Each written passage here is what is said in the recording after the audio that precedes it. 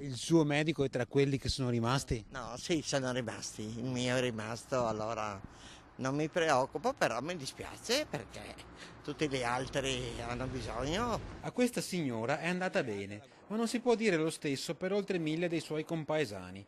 A Ponzano, infatti, dal 1° dicembre scorso mancano all'appello 2 degli 8 medici di famiglia in servizio nel territorio comunale. Una dottoressa, infatti, è andata in pensione e l'altro medico, che condivideva con lei l'ambulatorio, si è trasferito a Povegliano. Circa 1500 pazienti sono quindi rimasti per certi versi a piedi.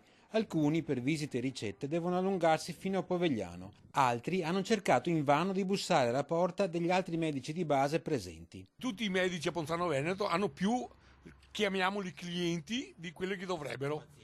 Pazienti, bravo. Si sono rifiutati, nel senso che dicono: noi abbiamo già, come la convenzione con l'URSS, abbiamo i nostri 1500 e qualcosa pazienti e non abbiamo intenzione di allargarci di più. La situazione è a dir poco critica e poco efficace la soluzione trovata in via provvisoria con l'arrivo di un medico da Morgano per poche ore a settimana. La soluzione vera sarebbe quella di far venire altri 2 medici qui, cioè chiudere il buco che si è creato. Per reintegrare l'organico dei medici, CGIL e CISL hanno dato il via ad una petizione che si può firmare nelle farmacie del comune e nei vari punti di raccolta, come questa mattina al mercato di Paderno. Ho già firmato la carta per avere che si vergognassero, che dobbiamo andare a Povegliano. Buona parte della popolazione la prende a cuore. Cerchiamo di ottenere 2 medici qua che resti in comune. Alla fine, a subire il disagio maggiore sono gli anziani, per i quali diventa un'impresa anche solo ottenere una ricetta. Dobbiamo mettere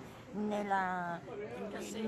banzetto, là dentro una cosa, una busta con nome e cognome, con tutte le medicine e poi dopo darlo a prendere ogni 3 giorni. Insomma, diventa in macchina.